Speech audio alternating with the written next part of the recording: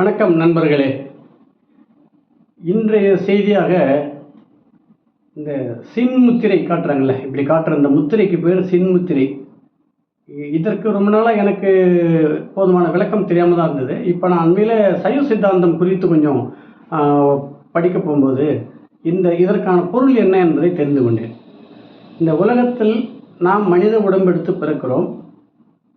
அப்படி மீண்டும் ஒரு உடம்பு நமக்கு பிறக்காமல் இருக்கணும். எல்லா பெரியவர்களும் வேண்டுவது பிறவா வரம் தான் கேட்குறாங்க. அந்த பிறவாமை வேண்டும் என்றால் இந்த உடம்பு வழியாக தான் அதையும் பெற முடியும். இப்போது இறைவன், அதாவது இறைவன் நம்புறீங்களோ இல்லையோ, ஒரு பேராற்றல், உயிர், இதுதான் இறைவன். கட்டை விரல் இறைவன், ஆள் சுட்டு விரல், இந்த விரல் உயிர். இந்த மூன்று வகையான கண்மங்கள் என்று சொல்கிறாங்க. ஆணவம், கண்மம், மாயை. ஆணவ மலம், கண்ம மலம், மாயா மலம், இந்த மூணு.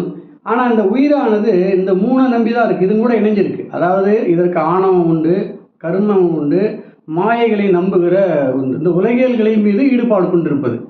அப்போ இந்த உயிரை கொண்டு இறைவனோடு இணைப்பதற்கு தான் இந்த சின்முத்திரை காட்டுகிறார்கள். அதாவது இறைவன் திருவடி ஏதாவது சேரணும். பிறவி பெருங்கடல் நீந்தார் இறைவனுடைய சேராதார். பிறவி என்கிற பெரிய கடலை நீந்த முடியாதவர்கள் திருப்பி இந்த மூன்று மாயைகளோடு சிக்கிக்கொண்டு தான் இருப்பார்கள். அப்போ இறைவனடி சேர வேண்டும் என்றால் இவைகளிலிருந்து அவள் விடுபட வேண்டும். இதுதான் சின்முத்திரை சொல்கிற ஒரு செய்தி. இப்போ இந்த ஆணவம், கண்மம், மாயை என்பதோடு தான் அதிகமான விருப்பம் கொண்டு உயிர் இயங்குகிறது. நான் தான் படிச்சிருக்கிறேன், எனக்கு இவ்வளோ வருமானம் உண்டு, எனக்கு எல்லா விஷயமும் தெரியும், நான் பெரியவனாக இருக்கணும், பதவி அப்படின்றது. அப்புறம் கண்மம், தீங்குகளால் பாவம் வரும்னு நல்லா தெரியும். ஒரு தப்பு செஞ்சால் அது ஒரு பாவம்னு தெரிஞ்சும் செய்வோம். அப்போது அந்த கர்மங்களால் வரக்கூடிய வினை தான் நம்மளுக்கு பிறப்பு கொடுக்கறதுக்கும் காரணமாக இருக்குது.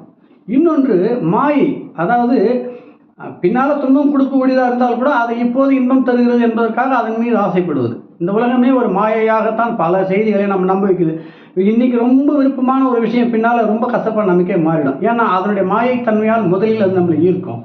அதே விஷயம் பின்னால் நம்ம அதை வெறுக்கும்படியாகவும் செய்யும். ஆக ஒரு நிலையான இன்பம் எதுவுமே தருவதில்லை. அப்போ இந்த ஆணவம், கண்மம், மாயை என்கிற மூன்றும் மனிதனுடைய மனத்தில் புகுந்து அவன் உயிரை ஆட்டி படைக்கிறது. அதை கொண்டே அது இயங்கி இறந்து போகுது. அதனால் திருப்பி ஒரு பிறவி எடுக்குது. நாம் எப்போ இறைவன் அடி சேர வேண்டும் என்று நினைத்தாலும் அது உடம்பு வழியாக தான் அடைய முடியும். அதனால தான் திருமூலர் கூட உடம்பின் பெருமையை சொன்னார். நீ உடம்பை துச்சமாக நினைக்காதன்னு. இந்த உடம்பு வழியாக தான் நீ அதை அடைய முடியும். நமக்கு இன்னொரு பிறவி எடுக்கிறோம் அப்படின்னு சொன்னால் அது எதுக்குன்னா, ஏற்கனவே இருக்கிற பாவ புண்ணியங்களின் கணக்கு என்பது சைவ சித்தாந்தம் சொல்லுது. இதில் பாவ மன்னிப்பே கிடையாது. நீங்கள் செய்கிற ஒவ்வொரு பிழைக்கும் அதற்கு உரிய பலன் உண்டு. ஒவ்வொரு நன்மைக்கும் அதாவது நீ செய்கிற நற்பலன்களுக்கும் அதற்குரிய நன்மையும் உண்டு. அப்போ நீங்கள் இதை எப்பவும் இல்லாமல் உங்கள் கணக்கில் பாவமே தீமையே இல்லாமல் நீங்கள் ஒரு பிறவியை கடந்து விடும்போது உங்களுக்கு அதற்கப்புறம் பிறவி இல்லைன்னு சொல்கிறாங்க. அதுக்கு தான் மீண்டும் மீண்டும் பிறவி எடுத்து நம்மளுடைய பாவ கணக்குகளை அல்லது நற்செயல்கள் அதிகமாக செய்து அந்த பிறவியை நிறுத்தி கொள்வதற்கு முயற்சி செய்கிறோம். அப்போ அப்படி பிறவி நிற்கும் போது இந்த உயிரும் இறைவனும் ஒன்று சேர்ந்து விடுவார்கள். இந்த மூன்று விலகிவிடும். இப்படி தான் இருக்கணும் நம்ம. இது தனியாக, இறைவன் தனியாக இருக்கிறான். இந்த இந்த மூன்று பேரோடு தான் உயிர் இயங்கிக் கொண்டிருக்கிறது. அதனால தான் சின்முத்திரை சுருக்கமாக என்ன சொல்லுதுன்னா, சைவ சித்தாந்தத்துடைய அடிப்படை கருத்தாகிய ஆன்மா, அதாவது உயிரை இறைவனோடு இணைப்பது தான் நமக்கு தேவை. இதை புரிஞ்சுங்க. இந்த மூணு விட்டு விலகி இதுக்கு வந்துருங்கன்னு இந்த கருத்து சொல்லுது. இதை பார்த்த உடனே நம்ம தெரிஞ்சுக்கணும். நம்முடைய மனசை அல்லது நற்செயல்களுக்கு ஈடுபடுத்தும் போது அது இயற்கையோடோ அல்லது நீங்கள் நம்புகிற இறைவனோடோ எல்லாத்தோடு அது இணைஞ்சிடும். இந்த மாயைகளோடு இணைய வேண்டாம் என்பதுதான் சின்முத்திரை சொல்கிற கருத்து, சைவ சித்தாந்தம். இதைத்தான் அடிப்படையாக கொண்டு பெரிய விளக்கங்களை, அதற்கு பல நூல்கள் இருக்கின்றன, பெரிய பெரிய விளக்கங்களை செய்கிறது. இதை அடைவதற்கு என்னென்ன வழி, அதற்கு என்னென்ன தடை, அதை எப்படி நம்ம கடந்து செல்வது என்பதெல்லாம் அதில் பெரிய அளவாக விளக்கமாக சொல்லிக்கிறாங்க. சைவ சித்தாந்தம் என்பது ஒரு பெரிய மதம் சம்பந்தப்பட்ட விஷயம் இல்லை. இந்த உடம்புக்கும் உயிருக்குமான தத்துவங்களை அழகாக அது விளக்குகிறது.